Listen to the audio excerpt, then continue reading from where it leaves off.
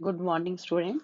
MSc final की class है और इसमें हम एडवांस प्लांट पैथोलॉजी के इससे पहले हमने प्लांट डिजीज फोरकास्टिंग पढ़ा है। अब हम इंटीग्रेटेड पेस्ट मैनेजमेंट आईपीएम पढ़ेंगे। Integrated pest management means pest management के कंट्रोल ऑफ पेस्ट का हम क्या मेथड्स यूज करते हैं। कंबाइंड मीन्स इंटीग्रेटेड मतलब हमारे जॉइंट सारे मेथड्स फॉर कंट्रोलिंग पेस्ट, वो कहलाता है पेस्ट मैनेजमेंट। और आईपीएम इंटीग्रेटेड पेस्ट मैनेजमेंट, इसमें हम जैसे फर्स्ट है कल्चरल कंट्रोल्स। तो cultural control practices that reduced pest establishment, pest reproduction, dispersion and survival. मतलब कि वो कल्चरल प्रैक्टिसेस, वो कल्चरल कंट्रोल मेथड जिसमें कि हम किस तरीके से पेस्ट का एस्टेब्लिशमेंट, पेस्ट का रिप्रोडक्शन कंट्रोल कर सकें। Practices of modifying the growing environment to reduce prevalence of unwanted pest. मतलब कि हम वो सारी प्रैक्टिसेस मॉडिफाई करेंगे ग्रोइंग एनवायरनमेंट को, जिससे कि अनवांटेड पेस्ट को हम रिड्यूस कर सकें। तो cultural control can reduce detrimental effect to the ecosystem surrounding the growing environment. सब कल्चरल प्रैक्टिसेस जो हैं इसको हम 3 कैटेगरी में अलग से करते हैं: pre planting, planting and post planting. Pre planting मतलब प्लांट ग्रो करने से पहले हम सॉइल ट्रीटमेंट करते हैं, हम सॉइल का प्लोइंग करते हैं। तो प्री प्लांटिंग के समय हमें कौन से मेजर्स लेने चाहिए कि डिजीज जो है हो ही नहीं। प्लांटिंग के समय मेजर्स वो कल्चरल प्रैक्टिसेस जिससे कि हम पेस्ट का कंट्रोल कर सकें। पोस्ट प्लांटिंग मीन्स प्लांट होने के बाद, थोड़ा बहुत उसकी वेजिटेटिव ग्रोथ होने के बाद हम जो कल्चरल प्रैक्टिसेस लेते हैं वो जो है पोस्ट प्लांटिंग में आती हैं। अब हमें पेस्ट का मैनेजमेंट जो है इकोलॉजिकल मैनेजमेंट के तरीके से करना मीन्स हमें एक्चुअली ये पेस्टिसाइड्स जो हैं, इंसेक्टिसाइड्स जो हैं, ये बहुत आसानी से इंसेक्ट को किल कर देती हैं, या पेस्टिसाइड पेस्ट को रिमूव कर देता है, फंगिसाइड फंजाई को रिमूव कर देता है। लेकिन इन सभी के साइड इफेक्ट्स हैं, और इन सभी के साइड इफेक्ट होने से हमने जो है पेस्ट मैनेजमेंट के कई इंटीग्रेटेड मेथड्स यूज किए, जो कि क्योंकि कल्चरल प्रैक्टिसेस जो है वो इस तरीके के हैं, उसमें एक्स्ट्रा कॉस्ट नहीं लगता और एनवायरनमेंट को भी नुकसान नहीं पहुंचता। तो ये वाली जो अप्रोच होती है जिसमें कि हम कल्चरल प्रैक्टिसेस के द्वारा जो है क्रॉप मतलब पैथोजन का जो है फैलाव जो है वो कंट्रोल करते हैं। तो उसमें हम एनवायरनमेंट का भी बहुत ध्यान रखते हैं, प्लांट का भी बहुत ध्यान रखते हैं।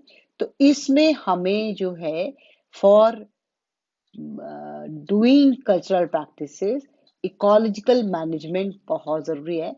मतलब कि वो सारे मेथड्स, वो सारा मैनेजमेंट जिससे कि एनवायरनमेंट जो है वो फ्रेंडली रहे, एनवायरनमेंट जो है टॉक्सिक ना हो। तो इसमें सबसे पहले इस अप्रोच में जिस जिस कल्चरल अप्रोच जो है, कल्चरल प्रैक्टिसेस जो है वो इकोलॉजिकल मैनेजमेंट भी करती हैं, और इसलिए उसे इकोलॉजिकल मैनेजमेंट भी कहते हैं। कौन सी अप्रोच को? कल्चरल प्रैक्टिसेस को। तो इसमें प्री प्लांटिंग मतलब प्लांट को ग्रो करने से पहले, प्लांट को सो करने से पहले जो हम मेथड यूज करते हैं वो कहलाते हैं इम्प्रूव द सॉइल और मीडिया। तो हम इस तरीके से सॉइल और मीडिया को इम्प्रूव करते हैं। पेस्ट रेजिस्टेंट प्लांट लेते हैं, क्वालिटी सीड्स लेते हैं, हेल्दी प्लांट्स लेते हैं। हम ऐसे मीडिया में ग्रो करें जो स्टेराइल है, वाइल पॉटिंग। और हम प्लांट को रिकमेंडेड टाइम पर ही वाटर करते हैं, और अनरिकमेंडेड टाइम पर हम प्लांट को जो है सीड के प्लांट एट रिकमेंडेड टाइम्स में हमें अवेलेबल हो। Mulch plants, remove dead and disease plant foliage, मतलब कि जो डेड प्लांट है, जो कि जा चुका है,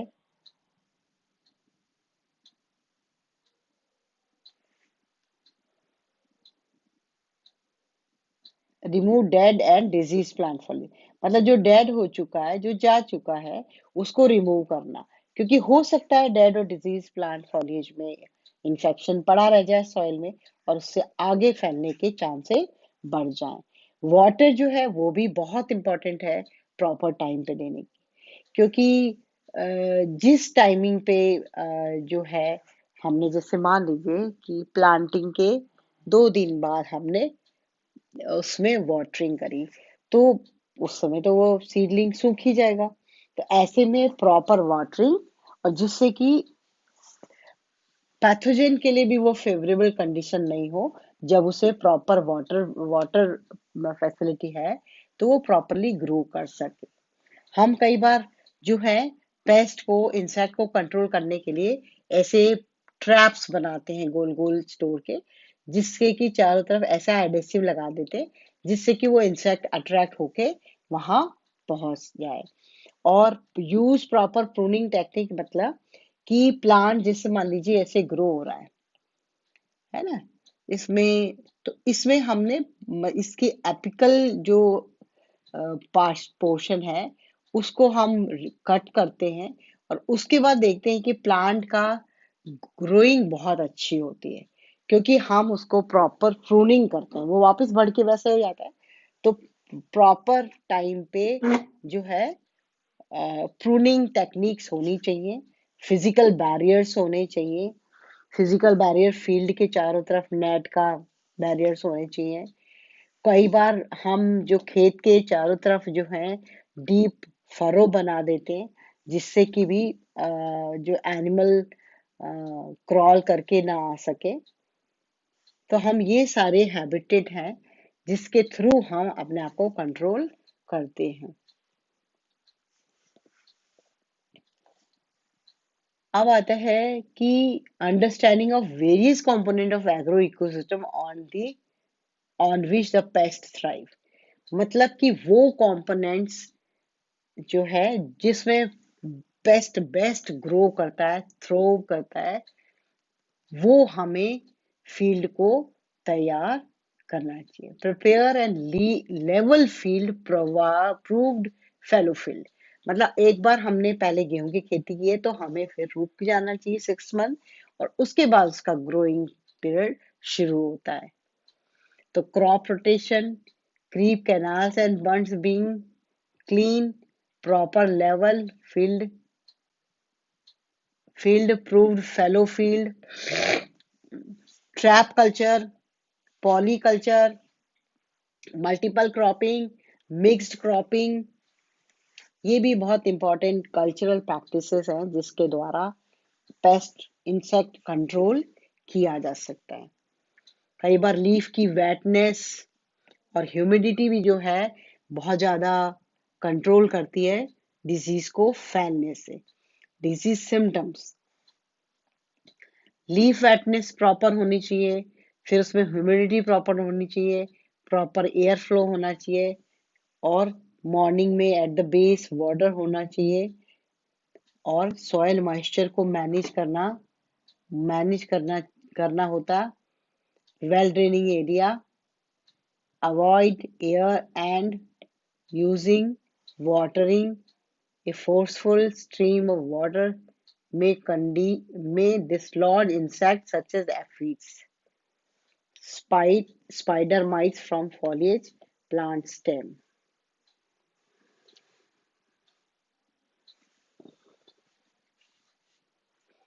ये सारे फिजिकल एंड मैकेनिकल मेथड हैं टेम्परेचर मैनिपुलेशन है और लाइट मैनिपुलेशन है।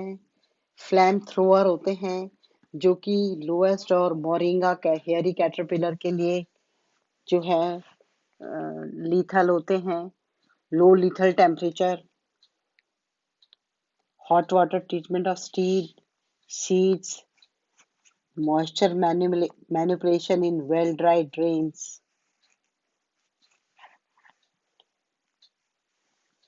Less than moisture content भी less than 10% होना चाहिए. The survival of store grain pest become impossible. ये जो stored grain pest है इनको remove करना impossible है. Alternate wetting and drying in the cross field. In the rice field reduces brown color damage. और alternate wetting and drying in rice field जिससे कि further plant disease damage बचे. अब इसमें जो मैकेनिकल मेथड है, मैकेनिकल मेथड में mating frequency reduction, red hairy white line, reduce fertility rate, Indian meal with Indian meal, moth, and these two are the practices of light.